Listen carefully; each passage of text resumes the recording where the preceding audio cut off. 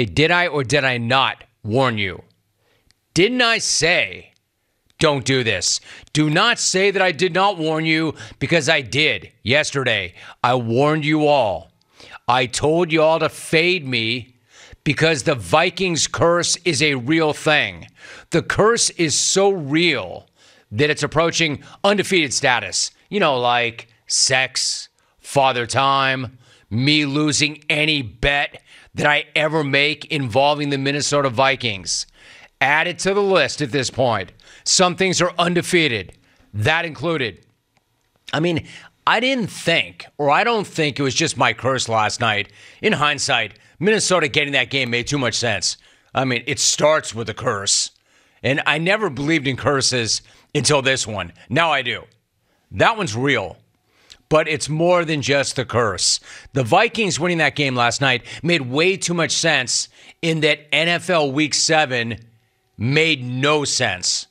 Of course, the week would end with Kirk Cousins looking like a Hall of Famer in prime time, and the Vikings beating the Niners on Monday Night Football. And for a guy who's taken a lot of crap from pretty much everybody for years about not getting it done in prime time or when it matters, that was a pretty damn big-time performance by Captain Kirk in a must-win scenario for Captain Kirk.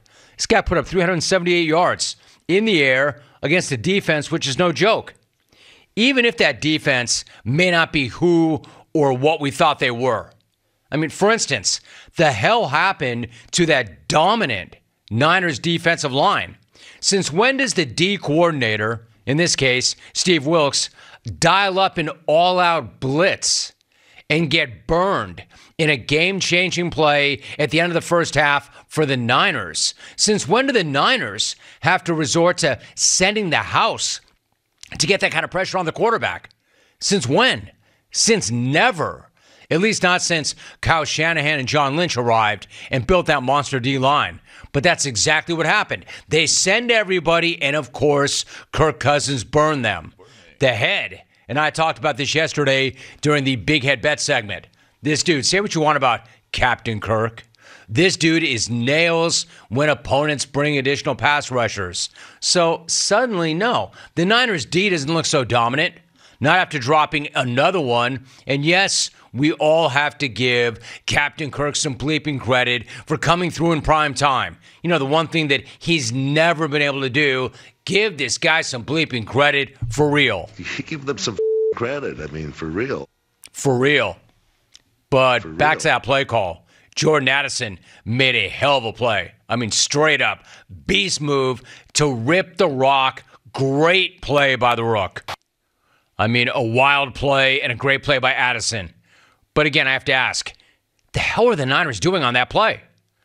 3rd and 6 from the Minnesota 40, 17 seconds left, no more Viking timeouts, and all the Niners had to do essentially was make a tackle in play, and that half is essentially over.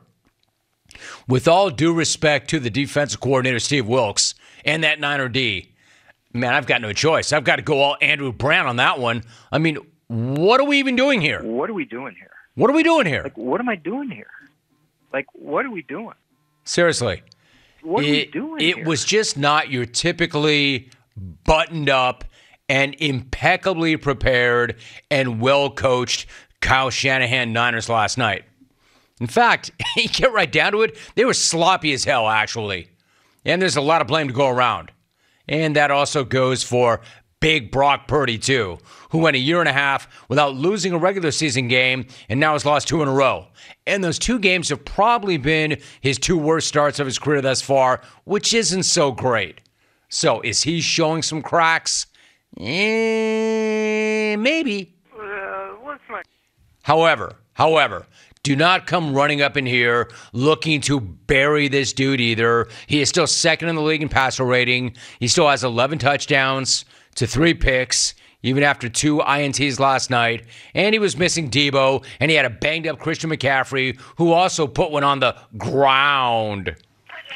Like I said, lots of blame to go around. CMC, in fact, said, if you want to blame anybody, blame me. After all, I was the one who put one on the ground. and it cost us the game. Yeah, I'm not going to say that he's wrong, but I don't necessarily agree that that fumble single-handedly cost them the game, but it was bad. It definitely hurt. So, was it the CMC fumble or that first ugly Purdy pick or the second ugly Purdy pick at the end of the game or that Addison snatch play or that missed 40-yard field goal or Frisco's inability to get any consistent pressure on Kirk Cousins? You know, as always, the answer is yes, all the above. And see, that's what's uncharacteristic for Frisco. They don't usually stack bad plays like that, which means they typically do not find themselves in that kind of come from behind, grind it out situation. You know, the kind of thing that Fred Warner calls, quote, grimy games.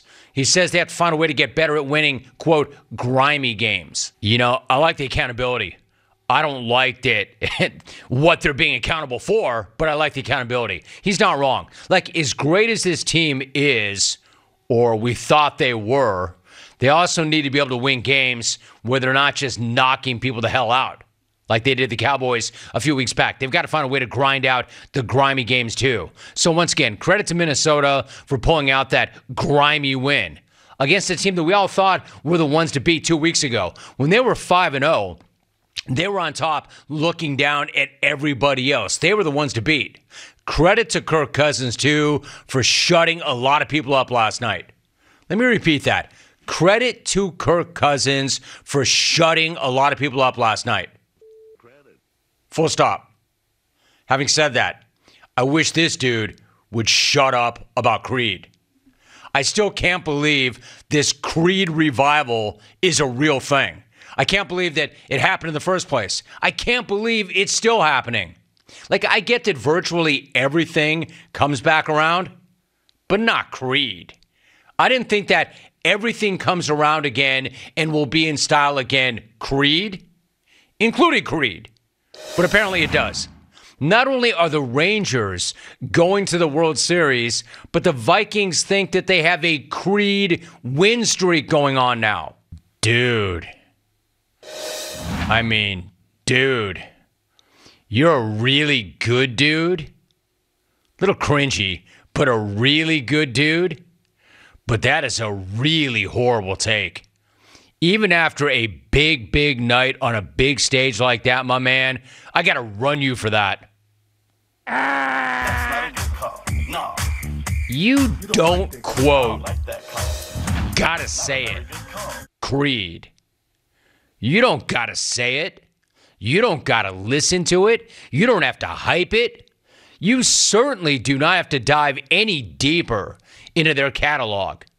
And most of all, you do not need to ruin a great win by bringing Creed into it. They are not, quote, taking you higher. They are taking you cringer. They're taking us higher, so we'll take it. No, cringer. They're taking you cringer. They're attacking your eardrums.